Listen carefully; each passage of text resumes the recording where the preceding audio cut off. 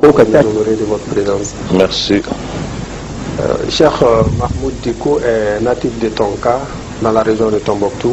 Il a commencé sa formation par l'école coranique familiale, fait dans les mains de son grand-père qui a mémorisé le Saint-Coran avant d'apprendre ce qu'on appelle Ummahat al-Kutub, les mères des livres de théologie.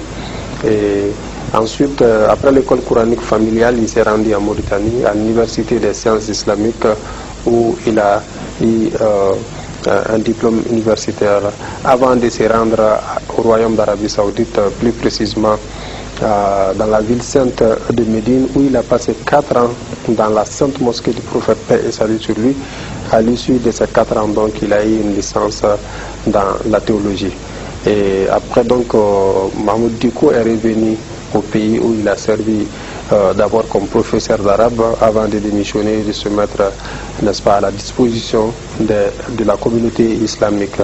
Il est le secrétaire général de l'association malienne pour l'unité et le progrès de l'islam. Il est le directeur général de la radio islamique, la voix du Coran et du Hadith.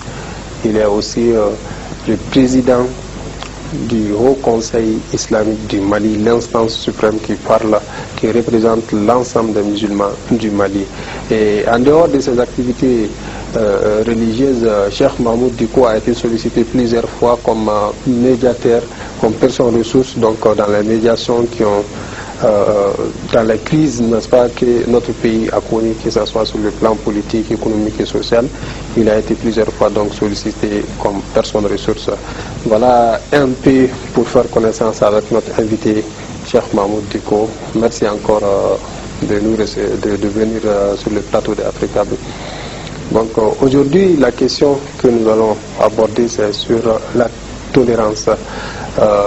Je m'en vais donc vous demander de nous définir un peu la vision, n'est-ce pas, de l'islam sur la tolérance. Merci, Monsieur Khan. Merci beaucoup. Je commence d'abord par louer le Seigneur Tout-Puissant, ensuite prier sur le prince des envoyés Mohammed sallallahu alayhi wa sallam et saluer nos frères et sœurs en islam par la salutation cordiale de l'islam. Assalamu alaikum wa rahmatullahi wa barakatuh. Wa alaikum assalam wa rahmatullahi. Encore une fois, je vous remercie de m'avoir donné cette occasion pour m'adresser à la communauté musulmane du Mali et à la communauté musulmane de la sous-région et même du continent. La définition qu'on peut donner ou la compréhension qu'on peut avoir de la tolérance dans la compréhension islamique des choses est un peu différente des autres compréhensions. Pour nous, en islam, la tolérance n'est pas seulement un élément ou une composante de l'islam, mais non, ça fait partie du fondement même de l'islam. Vous savez, l'islam, comme son nom l'indique, le sens étymologique de l'islam, c'est al-istislam. C'est la soumission totale à Dieu. C'est aussi la paix. Vous ne pouvez pas parler de tolérance sans parler de paix.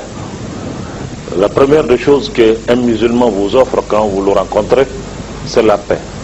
Que la paix de Dieu soit sur vous. Donc, c'est une religion de paix. La tolérance n'est pas seulement un élément ou une composante, mais ça fait partie des fondements même de l'islam. Donc, pour nous, la tolérance n'est pas occasionnelle, la tolérance n'est pas circonstancielle, mais la tolérance, c'est le vécu de tous les jours. Vous saviez, chez Khan, aujourd'hui, l'islam de toutes parts est attaqué, harcelé par cette question de tolérance. Moi, je m'étonne souvent. Je pense que l'histoire, souvent, ne tranche pas les choses comme ça se doit. Parce que vous n'êtes pas sans savoir, et nos téléspectateurs le savent, qu'à travers des siècles, des peuples ont été brimés, et colonisés, pillés, dans tous les sens. Et que les auteurs de ces crimes aujourd'hui sont les champions en tolérance, en dignité humaine, en droits humains. Je pense réellement que c'est le monde à l'envers. Et souvent on me dit que Diko tu es un peu méchant envers les autres. Je dis non, ce n'est pas une méchanceté.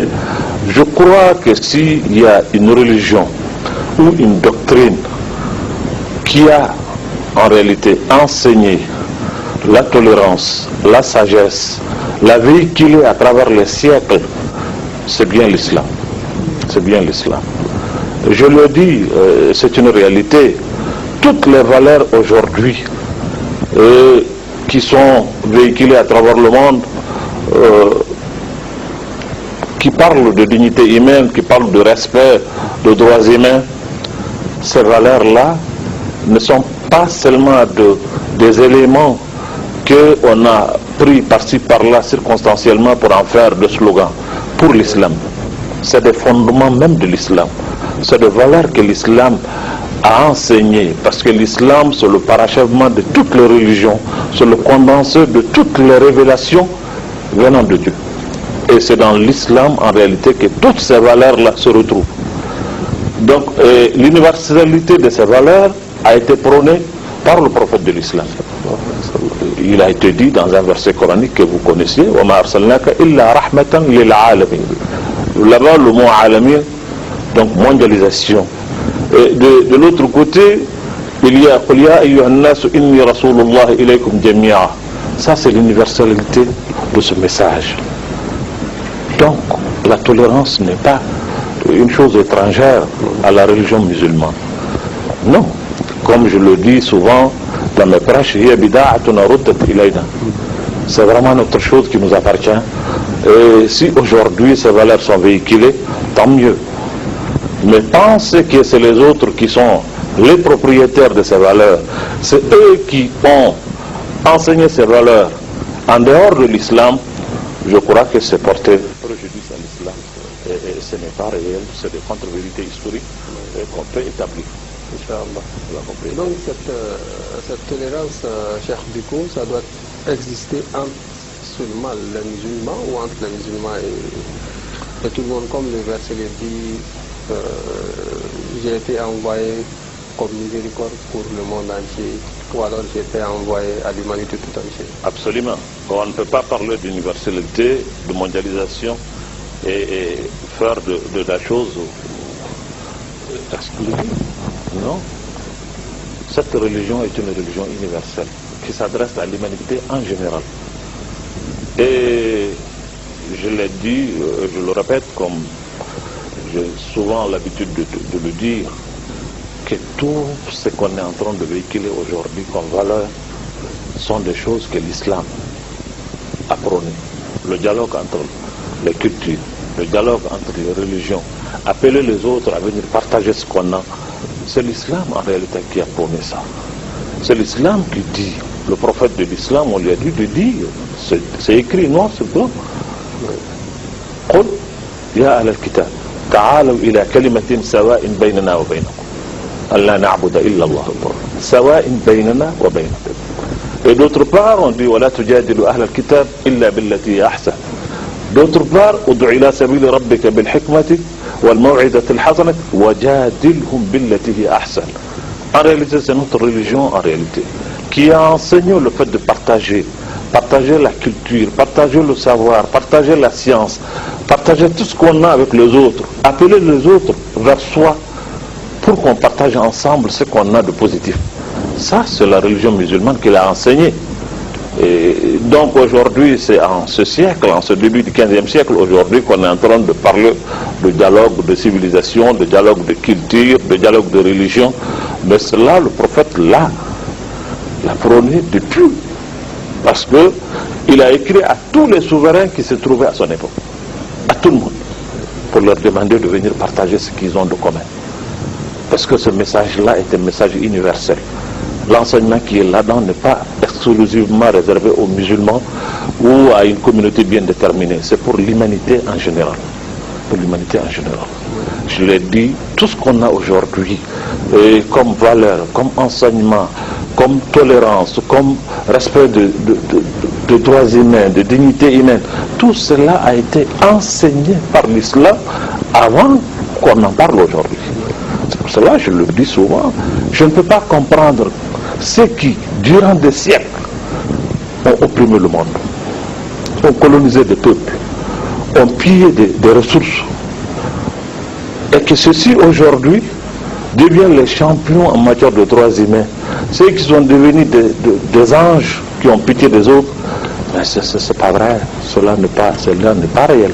Et malgré que ces gens-là appartiennent à une religion, leur comportement n'a pas été attribué à cette religion. Bien qu'il y a des musulmans qui se comportent. Parce que la première guerre mondiale a eu lieu, la deuxième a eu lieu, la déportation de Noirs a eu lieu, tout ce qui s'est passé dans l'histoire a eu lieu.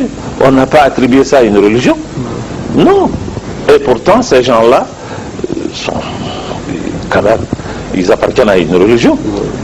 Donc aujourd'hui, si par-ci, par-là, parmi les milliards, 500 millions d'êtres humains qui sont musulmans, quelques individus, une poignée de personnes se comportent de manière qui n'est pas orthodoxe, on taxe toute la religion d'intolérance, je pense que ce n'est pas juste.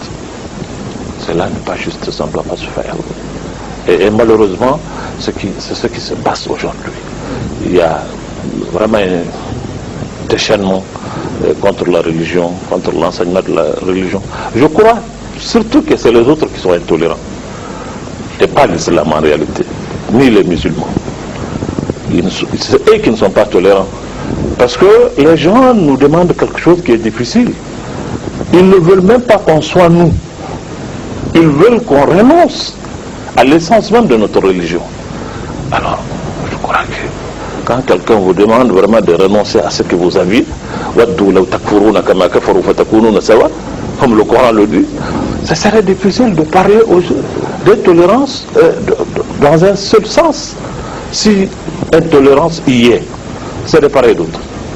Parce qu'aujourd'hui, il y a des endroits dans lesquels une femme musulmane n'est pas capable d'attacher son foulard. Ouais. Il y a des endroits dans lesquels quand on vous voit avec une barbe, c'est tout un problème. Ouais. Alors ces gens-là, ils ne sont pas intolérants. Ou l'appel à la prière dans certains pays, on ne le fait pas avec le micro. Alors on ne le fait pas avec le micro, les gens vivent sont cloîtrés dans des trucs, dans des baraques pour faire la prière. Alors comment on qualifie ces choses-là? C'est pas de l'intolérance, c'est bien de l'intolérance. Mais malheureusement, ce qu'on nous demande aujourd'hui, ce n'est pas de la tolérance. On nous demande de renoncer à notre religion, à notre foi, à notre identité en tant que musulmans. Et cette liberté sans fin qu'on est en train de prôner à travers le monde, où en réalité, si on ne prend pas garde, c'est l'humanité en général qui va rentrer dans une situation difficile. Aujourd'hui, on est presque affolé.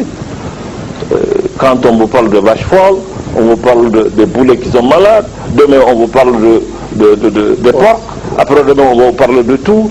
Ils sont en train de rendre le monde fou avec cette machine infernale de la communication aujourd'hui qui fait que toute idée qui leur vient dans la tête, on le véhicule. Nous pensons réellement que si on doit parler d'intolérance aujourd'hui, c'est surtout les musulmans qui subissent l'intolérance des autres, de mon point de vue.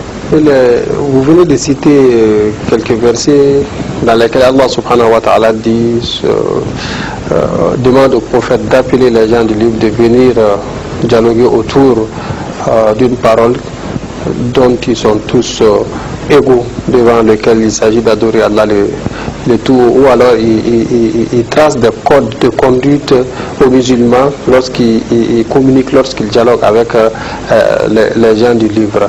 Maintenant, tout ce qu'on dit autour de l'islam, aujourd'hui, est-ce que ce n'est pas souvent les musulmans eux-mêmes qui ont contribué, n'est-ce pas, à donner cette image à l'islam? Bon, d'autre part, pour être parler vrai, c'est vrai, c'est réel, parce que nous déplorons une situation aujourd'hui qui est réelle. C'est que tout le monde s'érige en prêcheur, tout le monde est mufti, tout le monde peut parler de l'islam. Cela n'est pas normal. Cela n'est pas normal. Cela donne l'occasion aux ennemis de l'islam, effectivement, d'attaquer l'islam, de parler de l'islam comme étant une religion où les gens prêche la violence, il prêche l'intolérance. Ça, je crois que ça revient surtout à la méthodologie. Hein? À la méthodologie, à la formation, à la manière dont il faut appeler les gens. Ça, je crois que c'est une manière pédagogique, ça manque. Et quand ça manque dans un domaine, ça fait naturellement des failles. On n'y peut rien. Ça, c'est réel aujourd'hui, l'islam, vu cette situation. Parce que vous savez, l'enseignement de l'islam est un enseignement abandonné, un enseignement qui n'est pas encadré. Si ce n'est pas maintenant où on a commencé à avoir des écoles classiques, c'est un enseignement qui est laissé. Vous savez, c'est un enseignement qui n'a jamais subi de réforme dans nos pays. L'enseignement coranique, il est toujours l'enseignement coranique comme il est. C'est un enseignement qui est là par la force des choses. Donc pendant tout ce temps où il y a l'enseignement, il n'y a jamais eu de réforme. Les gens ne sont pas formés pour s'adapter aux situations de notre nouvelle époque. Et donc ça fait vraiment de faille aujourd'hui. Nous sommes interpellés en tant que responsables religieux pour voir comment est-ce qu'il faut améliorer la formation, l'information, la sensibilisation, pour parler aux autres, pour dialoguer avec les autres, parce que c'est ce que notre religion prend. Quand vous parlez aux gens, vous ne pouvez pas venir parler comme vous voulez aux gens, vous devrez choisir le mot, vous devrez le cadre. Et il y a beaucoup de choses qu'il faut choisir pour s'adresser aux gens. Mais malheureusement, et surtout particulièrement chez nous ici au Mali aujourd'hui, ça devient même un désordre, où en réalité les gens s'érigent en prêcheurs n'importe comment et n'importe où et dans toutes les occasions. C'est à déplorer. Et c'est des situations aussi qui permettent aux autres d'attaquer l'islam, parce que quand quelque chose se fait sans qu'il n'y ait discernement, nécessairement, il y a des failles. Vous avez parlé des valeurs universitaires, des valeurs universelles, pardon, qui tirent souvent leurs sources de la religion musulmane. Dans la vie du prophète, paix et salut sur lui, est-ce qu'on peut trouver des exemples, des modèles de tolérance vis-à-vis des autres religions? Par exemple, lorsqu'il est venu à Médine, il s'est installé, il y avait les animistes, il y avait les gens du livre, les chrétiens, les juifs, mais il est quand même parvenu, n'est-ce pas, à cohabiter avec tous ces gens-là en harmonie. Vous savez, jusqu'à ce qu'eux-mêmes ils ont... Il n'y a pas de valeur qui ne tire pas sa source de cette religion. C'est un défi. Ce n'est pas seulement quelques valeurs, mais toutes les valeurs, tout ce qu'on peut appeler aujourd'hui valeurs, sont des choses qui sont effectivement, qui tirent leur source de notre religion. En réalité, c'est cette religion qui a donné au monde ce que le monde a aujourd'hui. En réalité, tout ce qui se passe, même la gouvernance, quand tu regardes, mais c'est notre religion. C'est un peu utopique, les gens pensent que bon, on se jette trop de fleurs, mais c'est pas puisqu'on se jette de fleurs, mais c'est la réalité. Que ce soit dans le domaine de la médecine, dans le domaine de mathématiques, physique et astronomie, dans tous les domaines, c'est l'islam qui a donné le fondement. Et je le dis souvent pour taquiner les gens, même la Croix-Rouge, le Croissant Rouge, ces valeurs qui sont aujourd'hui enseignées pour dire aux gens pendant les guerres, il ne faut pas tuer les enfants, il ne faut pas tuer un soldat qui est sur terre, il ne faut pas tuer les vieilles personnes. Mais ça, le prophète de l'islam nous a enseigné ça. Il y a 15 siècles qu'il nous a enseigné ça. Il a dit de ne pas mettre du feu dans les champs, ne pas couper les arbres, ne pas tuer les animaux, ne pas tuer les gens du livre. Les gens du livre. Le rabbin qui se trouve dans son temple, il faut le laisser. C'est le prophète de l'islam qui a enseigné aux gens ces valeurs-là. Donc, ce n'est pas des valeurs en réalité qui nous sommes étrangères. Non, du tout. Du tout. Et tout ce qu'on a aujourd'hui, tout ce qui est aujourd'hui seulement, il y a un problème. Ce qu'on a tiré en réalité ces valeurs-là pour enlever leur sens spirituel et les vider de toute spiritualité, et maintenant ils se sont attribué l'appartenance de ces choses-là. Sinon c'est des valeurs religieuses. Et notre pays aussi en a à offrir aux autres. Il y a des exemples au temps du prophète alayhi salatu wassalam. Quand il est parti à Médine, il a cohabité avec tout le monde. Il y avait les juifs, il y avait les non-croyants, il y avait tout le monde. Et avant ça, il a pactisé aussi avec les Mécois, qui étaient des païens, qui, sur le Hudaybiya, il a fait un pacte avec eux. Ça veut dire qu'en réalité, dans notre religion, il n'est pas exclu qu'on vit avec les autres, même si on n'est pas de la même religion, même si on ne partage pas la même foi, mais on partage des valeurs qui sont des valeurs humanitaires, c'est des valeurs universelles. Universelles. Et chez nous, ici, il y a des exemples. Et souvent, j'aime les citer parce que c'est des réalités historiques. La dîna de Sékou Amadou est un exemple. Sékou Amadou est quelqu'un qui a étudié au Mali, qui a vécu au Mali, qui n'a jamais quitté le fait de l'intolérance. Si aujourd'hui des gens subissent de l'intolérance, c'est bien les musulmans, et non le contraire. Parce qu'en réalité, on est en train de nous forcer, de nous faire abandonner ce que nous sommes. Et ça, c'est difficile. Ça, c'est difficile.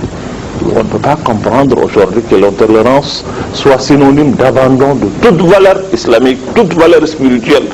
Alors, ça ne peut pas être de la tolérance. Non. Moi, je dis, chez nous, il y a des choses qui sont claires. Ceux qui ne sont pas musulmans, nous fêtons avec eux toutes leurs fêtes. Nous fêtons Pâques, nous fêtons Noël, nous fêtons tout. L'État décrète ces jours-là fériés. Aucun musulman n'a jamais protesté pourquoi ça s'est fait. Alors donc on ne peut pas parler d'intolérance, c'est-à-dire taxer les musulmans de l'intolérance. Il peut y avoir quelques individus. C'est vrai. Mais je dis, sur 1,5 milliard d'individus, des musulmans à travers le monde, si quelques éléments se comportent de manière qui n'est pas orthodoxe, si on taxe toute la religion de cela, ce n'est pas juste. C'est injuste. Et nous avons connu ça au Mali. Dans tous les villages, tu trouveras les gens de Komo, les gens de mosquée, les gens, le Bambara qui fait sortir leur Komo, les musulmans qui sont dans leur mosquée, les autres qui sont dans d'autres choses. Ça n'a jamais été un problème dans ce pays. Les gens ont toujours cohabité en bonne entente, en bonne intelligence dans notre pays. C'est vrai que nous avons un fondement culturel vraiment très organisé qui nous permet vraiment, chaque fois, comme on le dit, avec ceci à démener.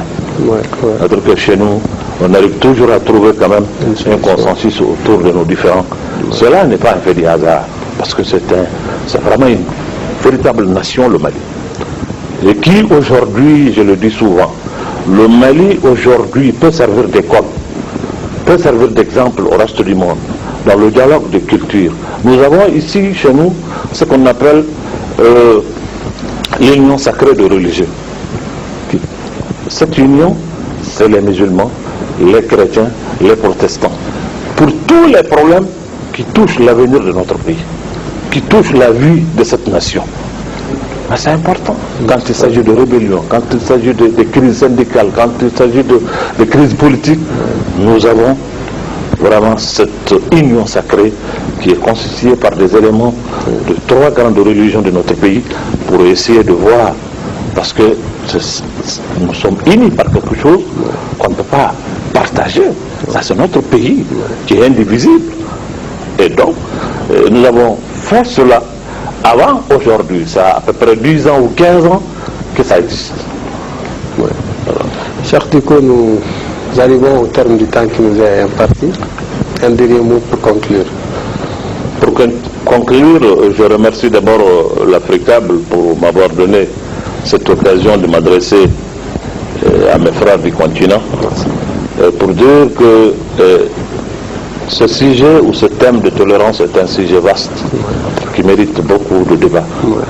Parce qu'en réalité, je crois qu'on fait un procès qui n'est pas réel à l'islam, c'est de rendre cette religion intolérante. Alors, ce n'est pas le cas. Ce n'est pas le cas. Je pense que nous aurons encore d'autres occasions pour essayer de démontrer à travers l'histoire, à travers le temps, à travers tout ce qui s'est passé ailleurs et dans notre pays, que l'islam n'est pas une religion de tolérance. Non du tout. C'est le contraire. Je l'ai dit aujourd'hui, tout ce qu'on a comme droit que le monde est en train de véhiculer, qu'on est en train de dire universel, l'universalité de ces droits-là a été prônée par l'islam avant l'avènement de ces siècles. Donc, je le dis encore une fois, c'est pour cela les musulmans, je leur demande d'accepter de débattre. Nous sommes dans un monde où c'est un débat d'idées. Les musulmans ne doivent pas se mettre à l'écart. On ne doit pas penser que les droits humains, c'est l'affaire des autres, ce n'est pas notre affaire. Oh non, on doit mettre ce droit-là dans le cadre réel. Dans le cadre réel. Donc il faut débattre, il faut parler, il faut échanger avec les autres, il faut s'enrichir. Parce que tout ce que l'humanité a appartient à toute l'humanité. Voilà. Ce n'est pas les autres qui ont les droits, nous on n'en a pas. C'est les autres qui prennent les bonnes valeurs, nous on n'en a pas. Non, ça c'est une erreur. Et je demande aux musulmans en réalité d'accepter le dialogue, d'accepter l'échange d'idées parce que ça enrichit. Ça enrichit. Et encore une fois, je vous remercie vraiment pour m'avoir donné cette occasion. Merci beaucoup. Je crois qu'on se reverra dans d'autres occasions, Inch'Allah. Je vous remercie. Assalamu alaikum. C'est nous qui vous remercions d'avoir répondu à notre invitation.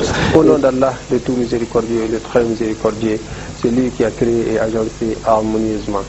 Que la paix et la paix soient sur notre messager Mohammed ibn Abdullah, sur des prophètes ultimes envoyés, annonciateurs et prédicateurs à tous les hommes. Que la paix et la paix soient sur lui, sur sa sainte famille, sur ses distingués compagnons et sur tous ceux qui suivent leur direction jusqu'au jour de la résurrection. Chers frères et sœurs fidèles téléspectateurs d'Africa, la chaîne du continent, Assalamu alaikum wa rahmatullahi ta'ala wa barakatuh. Que la paix et la paix soient sur vous. Merci une fois de plus de nous recevoir dans notre émission Comprendre l'Islam. Avec moi sur ce plateau, nous avons comme invité Cheikh Mahmoud Diko, qui est le président du Haut Conseil islamique du Mali. Cheikh, assalamu alaikum. Wa alaikum assalam wa rahmatullah. Merci de nous honorer de votre présence. Merci. Cheikh Mahmoud Diko est natif de Tonka, dans la région de Tombouctou. Il a commencé sa formation par l'école coranique familiale, fait dans les mains de son grand-père qu'il a mémorisé le Saint-Coran avant d'apprendre ce qu'on appelle Ummahatul Kutub, les mères des livres de théologie. Et ensuite, après l'école coranique familiale, il s'est rendu en Mauritanie, à l'université des sciences islamiques, où il a eu un diplôme universitaire avant de se rendre au Royaume d'Arabie Saoudite, plus précisément dans la ville sainte de Médine, où il a passé 4 ans dans la sainte mosquée du prophète, paix et salut sur lui. À l'issue de ces 4 ans, donc, il a eu une licence dans la théologie. Et après, donc, Mahmoud Diko est revenu au pays où il a servi d'abord comme professeur d'arabe avant de démissionner et de se mettre, n'est-ce pas, à la disposition de la communauté islamique. Il est le secrétaire général de l'association malienne pour l'unité et le progrès de l'islam. Il est le directeur général de la radio islamique, la voix du Coran et du Hadith. Il est aussi le président du Haut Conseil islamique du Mali, l'instance suprême qui représente l'ensemble des musulmans du Mali. Et en dehors de ses activités religieuses, Cheikh Mahmoud Diko a été sollicité plusieurs fois comme médiateur, comme personne ressource, donc dans les médiations qui ont dans la crise, n'est-ce pas, que notre pays a connue, que ce soit sur le plan politique, économique et social. Il a été plusieurs fois donc sollicité comme personne ressource. Voilà un peu pour faire connaissance avec notre invité, Cheikh Mahmoud Diko. Merci encore de venir sur le plateau d'Africa. Donc aujourd'hui, la question que nous allons aborder, c'est sur la tolérance. Je m'en vais donc vous demander de nous définir un peu la vision, n'est-ce pas, de l'islam sur la tolérance. Merci, M. Khan. Merci beaucoup. Je commence d'abord par louer le Seigneur Tout-Puissant, ensuite prier sur le prince des envoyés Mohammed sallallahu alayhi wa sallam et saluer nos frères et sœurs en islam par la salutation cordiale de l'islam. Assalamu alaikum wa rahmatullahi wa barakatuh. Wa alaikum assalam wa rahmatullahi. Encore une fois, je vous remercie de m'avoir donné cette occasion pour m'adresser à la communauté musulmane du Mali et à la communauté musulmane de la sous-région et même du continent. La définition qu'on peut donner ou la compréhension qu'on peut avoir de la tolérance dans la compréhension islamique des choses est un peu différente des autres compréhensions. Pour nous, en islam, la tolérance n'est pas seulement un élément ou une composante de l'islam, mais non, ça fait partie du fondement même de l'islam. Vous savez, l'islam, comme son nom l'indique, le sens étymologique de l'islam, c'est al-istislam. C'est la soumission totale à Dieu. C'est aussi la paix. Vous ne pouvez pas parler de tolérance sans parler de paix. La première des choses qu'un musulman vous offre quand vous le rencontrez, c'est la paix. Que la paix de Dieu soit sur vous. Donc, c'est une religion de paix. La tolérance n'est pas seulement un élément ou une composante, mais ça fait partie des fondements même de l'islam. Donc, pour nous, la tolérance n'est pas occasionnelle. La tolérance n'est pas circonstancielle, mais la tolérance, c'est le vécu de tous les jours. Vous savez, chacun, aujourd'hui, l'islam de toutes parts est attaqué, harcelé par cette question de tolérance. Moi, je me trompe souvent. Je pense que l'histoire, souvent, ne tranche pas les choses comme ça se doit. Parce que vous n'êtes pas sans savoir, et nos téléspectateurs le savent, qu'à travers des siècles, les peuples ont été primés et colonisés, puis dans tous les sens. Et que les auteurs de ces crimes, aujourd'hui, sont les champions en tolérance, en dignité humaine, en droits humains. Je pense réellement que c'est le monde à l'envers. Et souvent on me dit que Diko, tu es un peu méchant envers les autres. Je dis non, ce n'est pas une méchanceté. Je crois que s'il y a une religion ou une doctrine qui a en réalité enseigné la tolérance, la sagesse, la véhiculée à travers les siècles, c'est bien l'islam. C'est bien l'islam. Je le dis, c'est une réalité. Toutes les valeurs aujourd'hui qui sont véhiculées à travers le monde, qui parlent de dignité humaine, qui parlent de respect, de droits humains, ces valeurs-là ne sont pas seulement des éléments qu'on a pris par-ci par-là circonstanciellement pour en faire des slogans pour l'islam. C'est des fondements même de l'islam. C'est des valeurs que l'islam a enseignées, parce que l'islam, c'est le parachèvement de toutes les religions, c'est le condensé de toutes les révélations venant de Dieu. Et c'est dans l'islam, en réalité, que toutes ces valeurs-là se retrouvent. Donc, l'universalité de ces valeurs a été prônée par le prophète de l'islam. Il a été dit dans un verset coranique que vous connaissiez, وَمَا أَرْسَلْنَاكَ إِلَّا رَحْمَةً لِلْعَالَمِينَ. Là-bas, le mot alamin, donc mondialisation. Et de l'autre côté, il y a قُلْ يَا أَيُّهَا النَّاسُ إِنِّي رَسُولُ اللَّهِ إِلَيْكُمْ جَمِيعًا. Ça, c'est l'universalité de ce message. Donc, la tolérance n'est pas une chose étrangère à la religion musulmane. Non. Comme je le dis souvent dans mes prêches, c'est vraiment notre chose qui nous appartient. Et si aujourd'hui ces valeurs sont véhiculées, tant mieux. Mais pensez que c'est les autres qui sont les propriétaires de ces valeurs. C'est eux qui ont enseigné ces valeurs en dehors de l'islam. Je crois que c'est porter préjudice à l'islam. Et ce n'est pas réel, c'est des contre-vérités historiques qu'on peut établir. Inch'Allah.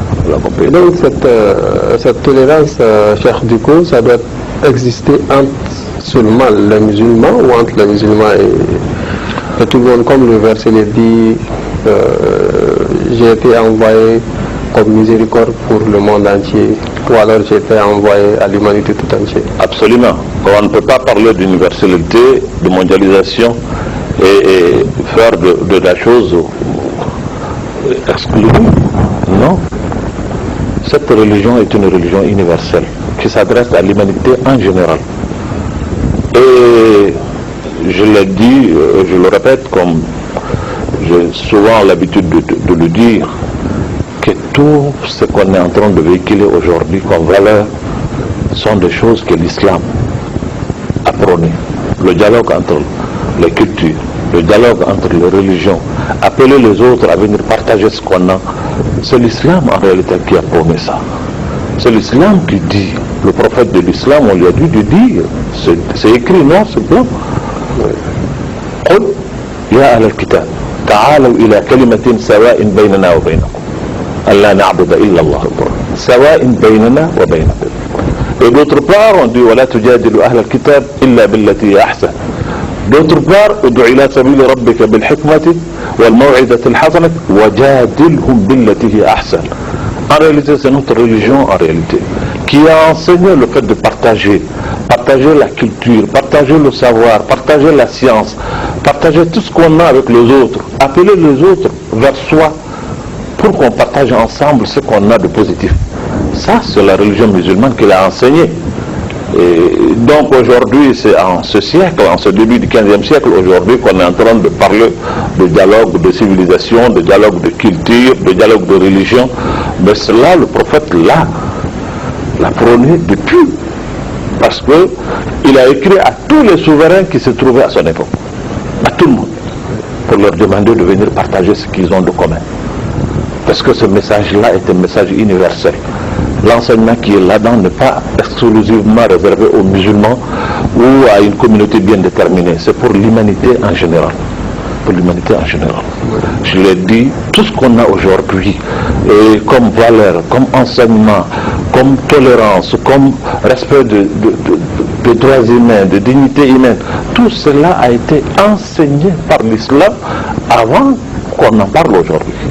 C'est pour cela, je le dis souvent, je ne peux pas comprendre ceux qui, durant des siècles, ont opprimé le monde, ont colonisé des peuples, ont pillé des ressources, et que ceux-ci aujourd'hui deviennent les champions en matière de droits humains. Ceux qui sont devenus des anges qui ont piqué des autres, mais c'est pas vrai, cela n'est pas réel. Mais malgré que ces gens-là appartiennent à une religion, leur comportement n'a pas été attribué à cette religion. Bien qu'il y a des musulmans qui se comportent. Parce que la première guerre mondiale a eu lieu, la deuxième a eu lieu, la déportation de Noirs a eu lieu, tout ce qui s'est passé dans l'histoire a eu lieu. On n'a pas attribué ça à une religion. Non. Et pourtant, ces gens-là ils appartiennent à une religion. Donc aujourd'hui, si par-ci, par-là, parmi les 500 milliards d'êtres humains qui sont musulmans, quelques individus, une poignée de personnes se comportent de manière qui n'est pas orthodoxe, on taxe toute la religion d'intolérance, je pense que ce n'est pas juste. Cela n'est pas juste, ça ne doit pas se faire. Et malheureusement, c'est ce qui se passe aujourd'hui. Il y a vraiment un déchaînement contre la religion, contre l'enseignement de la religion. Je crois surtout que c'est les autres qui sont intolérants, et pas l'islam en réalité, ni les musulmans. C'est eux qui ne sont pas tolérants. Parce que les gens nous demandent quelque chose qui est difficile. Ils ne veulent même pas qu'on soit nous. Ils veulent qu'on renonce à l'essence même de notre religion. Alors, je crois que quand quelqu'un vous demande vraiment de renoncer à ce que vous aviez, comme le Coran le dit, ça serait difficile de parler d'intolérance dans un seul sens. Si intolérance y est, c'est de part et d'autre. Parce qu'aujourd'hui, il y a des endroits dans lesquels une femme musulmane n'est pas capable d'attacher son foulard. Ouais. Il y a des endroits dans lesquels quand on vous voit avec une barbe, c'est tout un problème. Alors ces gens-là, ils ne sont pas intolérants. Ou l'appel à la prière dans certains pays, on ne le fait pas avec le micro. Alors on ne le fait pas avec le micro, les gens vivent sont cloîtrés dans des trucs, dans des baraques pour faire la prière. Alors comment on qualifie ces choses-là? C'est pas de l'intolérance, c'est bien de l'intolérance. Mais malheureusement, ce qu'on nous demande aujourd'hui, ce n'est pas de la tolérance. On nous demande de renoncer à notre religion, à notre foi, à notre identité en tant que musulmans. Et cette liberté sans fin qu'on est en train de prôner à travers le monde, où en réalité si on ne prend pas garde, c'est l'humanité en général qui va rentrer dans une situation difficile. Aujourd'hui, on est presque affolé. Quand on vous parle de vaches folles, on vous parle de boulets qui sont malades, demain on vous parle de porcs, après demain on va vous parler de tout. Ils sont en train de rendre le monde fou avec cette machine infernale de la communication aujourd'hui qui fait que toute idée qui leur vient dans la tête, on le véhicule. Nous pensons réellement que si on doit parler d'intolérance aujourd'hui, c'est surtout les musulmans qui subissent l'intolérance des autres, de mon point de vue. Vous venez de citer quelques versets dans lesquels Allah subhanahu wa ta'ala dit, demande au prophète d'appeler les gens du livre de venir dialoguer autour d'une parole dont ils sont tous égaux, devant lequel il s'agit d'adorer Allah le tout, ou alors il trace des codes de conduite aux musulmans lorsqu'ils communiquent, lorsqu'ils dialoguent avec les gens du livre. Maintenant, tout ce qu'on dit autour de l'islam, aujourd'hui, est-ce que ce n'est pas souvent les musulmans eux-mêmes qui ont contribué, n'est-ce pas, à donner cette image à l'islam? Bon, d'autre part, pour être parler vrai, c'est réel, parce que nous déplorons une situation aujourd'hui qui est réelle. C'est que tout le monde s'érige en prêcheur, tout le monde est mufti, tout le monde peut parler de l'islam. Cela n'est pas normal. Cela n'est pas normal. Cela donne l'occasion aux ennemis de l'islam, effectivement, d'attaquer l'islam, de parler de l'islam comme étant une religion où les gens prêchent la violence, ils prêchent l'intolérance. Ça, je crois que ça revient surtout à la méthodologie, non? À la méthodologie, à la formation, à la manière dont il faut appeler les gens. Ça, je crois que c'est une manière pédagogique, ça manque, et quand ça manque dans un domaine, ça fait naturellement des failles. On n'y peut rien. Ça, c'est réel aujourd'hui, l'islam, vu cette situation. Parce que vous savez, l'enseignement de l'islam est un enseignement abandonné, un enseignement qui n'est pas encadré. Si ce n'est pas maintenant où on a commencé à avoir des écoles classiques, c'est un enseignement qui est laissé. Vous savez, c'est un enseignement qui n'a jamais subi de réforme dans nos pays. L'enseignement coranique, il est toujours l'enseignement coranique comme il est. C'est un enseignement qui est là par la force des choses. Donc pendant tout ce temps où il y a l'enseignement, il n'y a jamais eu de réforme. Les gens ne sont pas formés pour s'adapter aux situations de notre nouvelle époque. Et donc ça fait vraiment des failles aujourd'hui. Nous sommes interpellés en tant que responsables religieux pour voir comment est-ce qu'il faut améliorer la formation, l'information, la sensibilisation, pour parler aux autres, pour dialoguer avec les autres, parce que c'est ce que notre religion prend. Quand vous parlez aux gens, vous ne pouvez pas venir parler comme vous voulez aux gens, vous devrez choisir le mot, vous devrez le cadre. Et il y a beaucoup de choses qu'il faut choisir pour s'adresser aux gens. Mais malheureusement, surtout particulièrement chez nous ici au Mali aujourd'hui, ça devient même un désordre, où en réalité les gens s'érigent en prêcheurs n'importe comment et n'importe où et dans toutes les occasions. C'est à déplorer, et c'est des situations aussi qui permettent aux autres d'attaquer l'islam, parce que quand quelque chose se fait sans qu'il n'y ait discernement, nécessairement il y a des failles. Vous avez parlé des valeurs universitaires, des valeurs universelles, pardon, qui tirent souvent leur source de la religion musulmane. Dans la vie du prophète, paix et salut sur lui, est-ce qu'on peut trouver des exemples, des modèles de tolérance vis-à-vis des autres religions? Par exemple, lorsqu'il est venu à Médine, il s'est installé, il y avait les animistes, il y avait les gens du livre, les chrétiens, les juifs, mais il est quand même parvenu, n'est-ce pas, à cohabiter avec tous ces gens-là en harmonie. Vous savez, jusqu'à ce qu'eux-mêmes ils ont... Il n'y a pas de valeur qui ne tire pas sa source de cette religion. C'est un défi. Ce n'est pas seulement quelques valeurs, mais toutes les valeurs, tout ce qu'on peut appeler aujourd'hui valeurs, sont des choses qui sont effectivement, qui tirent leur source de notre religion. En réalité, c'est cette religion qui a donné au monde ce que le monde a aujourd'hui. En réalité, tout ce qui se passe, même la gouvernance, quand tu regardes, là c'est notre religion. C'est un peu utopique que les gens pensent que bon, on se jette trop de fleurs, mais c'est pas puisqu'on se jette de fleurs, mais c'est la réalité. Que ce soit dans le domaine de la médecine, dans le domaine des mathématiques, physique, astronomie, dans tous les domaines, c'est l'islam qui a donné le fondement. Et je le dis souvent pour taquiner les gens, même la Croix-Rouge, le Croissant-Rouge, ces valeurs qui sont aujourd'hui enseignées pour dire aux gens pendant les guerres, il ne faut pas tuer les enfants, il ne faut pas tuer un soldat qui est sur terre, il ne faut pas tuer les vieilles personnes. Mais ça, le prophète de l'islam nous a enseigné ça. Il y a 15 siècles qu'il nous a enseigné ça. Il dit de ne pas mettre du feu dans les champs, ne pas couper les arbres, ne pas tuer les animaux, ne pas tuer les gens du livre. Les gens du livre. Le rabbin qui se trouve dans son temple, il faut le laisser. C'est le prophète de l'islam qui a enseigné aux gens ces valeurs-là.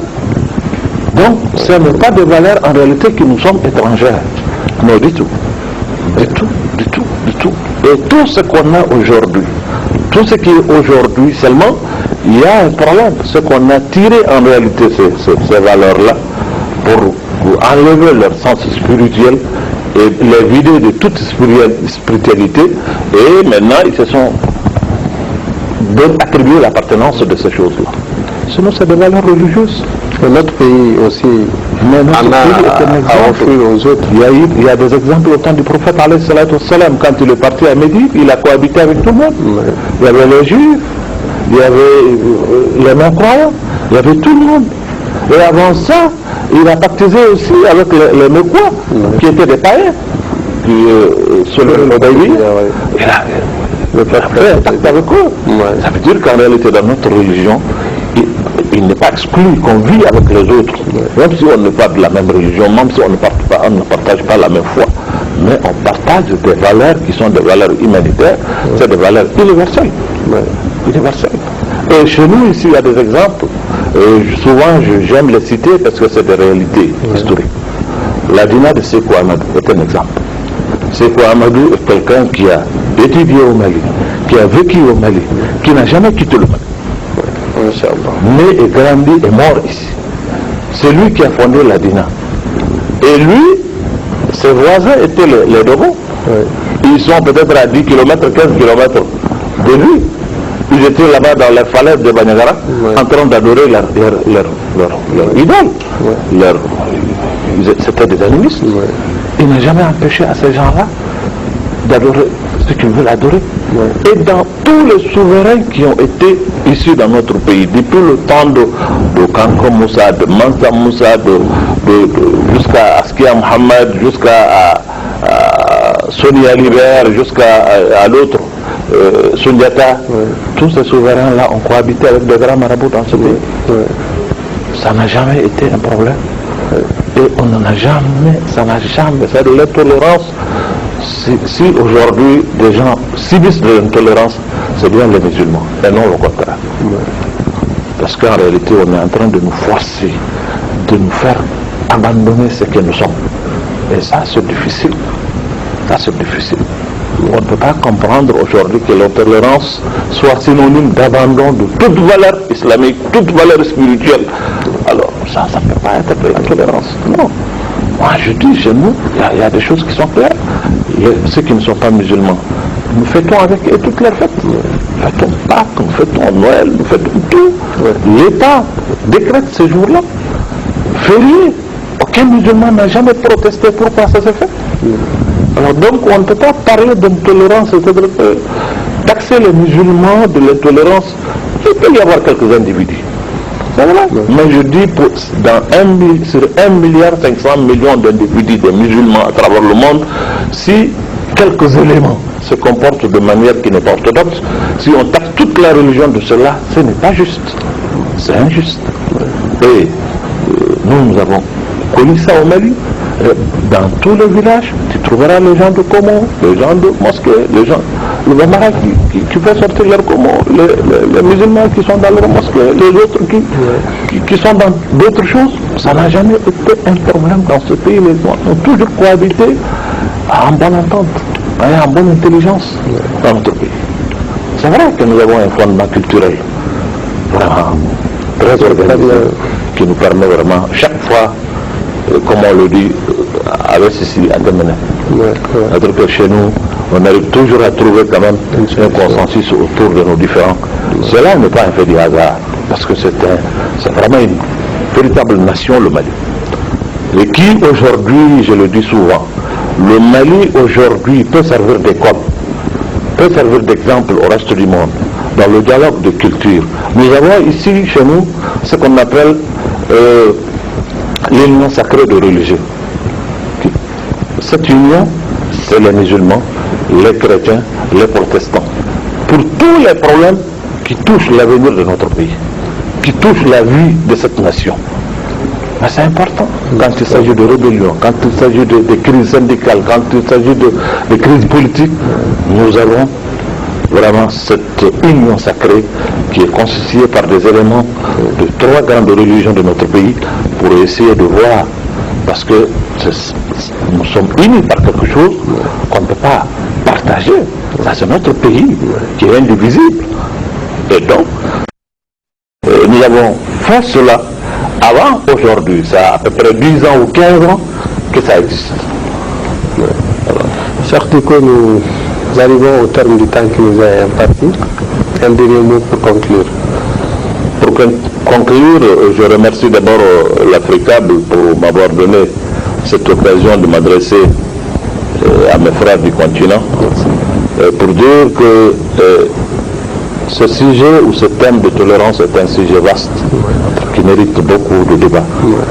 Parce qu'en réalité, je crois qu'on fait un procès qui n'est pas réel à l'islam, c'est de rendre cette religion intolérante.